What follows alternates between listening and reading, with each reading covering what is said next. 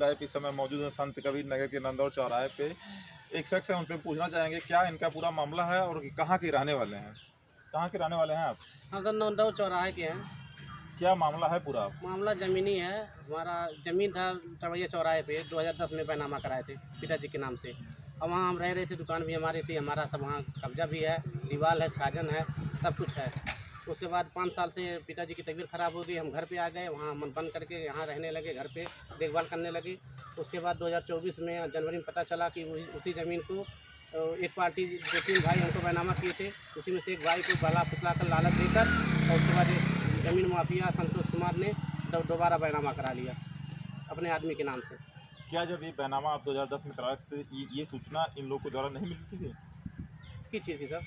जो ये एससी का नहीं, मामला एसटी बता रहे हैं हमको नहीं पता था। बाद में लिखाने के बाद ज़मीन हमको पता चला। हमने कहा वकील साहब से कि वकील साहब तो एसटी का आते हैं, इसमें आदेश लेना पड़ता है, आबादी कराना पड़ता। कहते हैं तब बोले कि आबादी तो पहले से ही है, सब अगल बगल मकान बना हुआ है, आबादी तो ये है और बाकी चीज़ आप तुम अपना बनवा के रहो, लिखवा गया। इससे तुमसे क्या मतलब? कोई दोबारा कोई बेचने थोड़े जा रहा है, बेईमानी करने कोई जा रहा है। हम हैं साथ में तुम्हारे, अब लिखा पड़ गया है, अब जाके बनवा के रहो।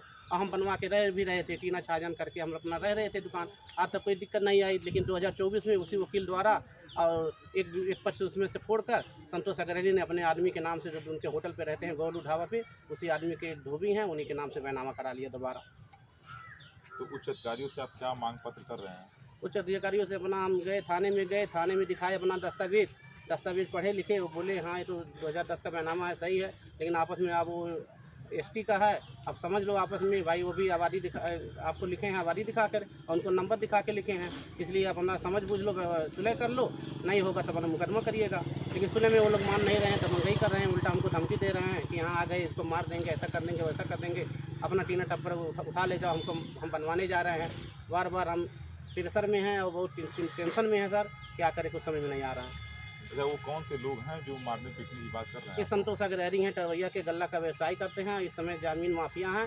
4-5 दबंगों के सह से वो काम कर रहे हैं, जिसमें जेपी मिश्रा शामिल हैं, जो भूतपूर्व प्रधान है, वो उनका ज़्यादा सह है। वही सबको कहते हैं थाना हमारा मेंटेन है, थाने से कुछ नहीं होगा, थाना हमारा हमको जानता पहचानता है, आके यहाँ पार्टी करते हैं, खाना खाते हैं ढाबे पे, उनसे तुम्हारा कुछ नहीं हमारा होने वाला है।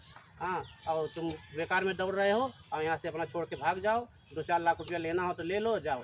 हमने कहा भैया 25-30 लाख की ज़मीन है, हम 2-4 लाख रुपया क्यों लें? किसी तरह से हमने उसको बनाया है। तो इसकी सूचना आपने कहीं पे इस मामले में जो आपको धमकाया जा रहा है, इसकी सूचना कहीं दिए हैं? हाँ, सूचना दिए हैं। अब कोर्ट 1 महीने के लिए बंद हो गया। वकील साहब से दावा बनाकर हमारा सब फाइल तैयार है, वो कोर्ट बंद हो गया 1 महीने के लिए। जुलाई से चालू होगा सर, तो उसको आगे बढ़ाएंगे। नहीं, मारने पीटने वाली जो धमकी मिल रही है, इसकी सूचना कहीं थाने पे या कहीं दिए हैं? नहीं, थाने में नहीं दिए हैं। कहें कि इन लोगों के भाई गुंडा के लोग हैं, अगर मान लीजिए थाने पे तहरीर देते हैं तो थाने लोग उनसे कहेंगे कि तुम उनको धमकाते, मारने की धमकी दे रहे हो कि ज़मीन छोड़ के भाग जाओ, हम ले लिए, खरीद लिए, यहाँ आना मत।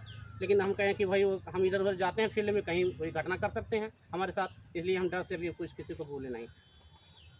तो आप क्या चाहते हैं कि किस तरह की मतलब कार्रवाई हो, को आप संतुष्ट रहें? अब करवाए सर, इसलिए हमारा न्याय हो। हमारी 2010 की बैनामा है और तीनों भाई के द्वारा, उसमें 3 भाई थे, तीनों भाई हमको लिखे थे, तीनों भाई का बैनामा है। उसमें से एक भाई को बहला फुसला कर ये दबंगों ने बैनामा करा लिया है और उसका हमारे साथ न्याय हो, हम यही मांग करते हैं। और कचहरी जब खुल जाएगी 1 तारीख से, फिर वो हमारा मुकदमा चालू हो जाएगा।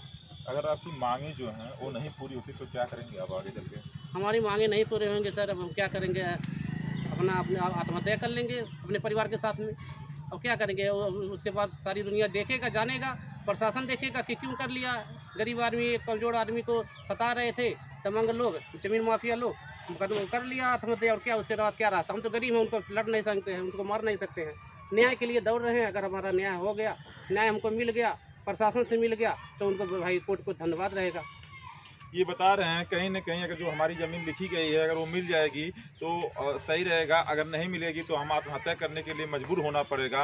कहीं न कहीं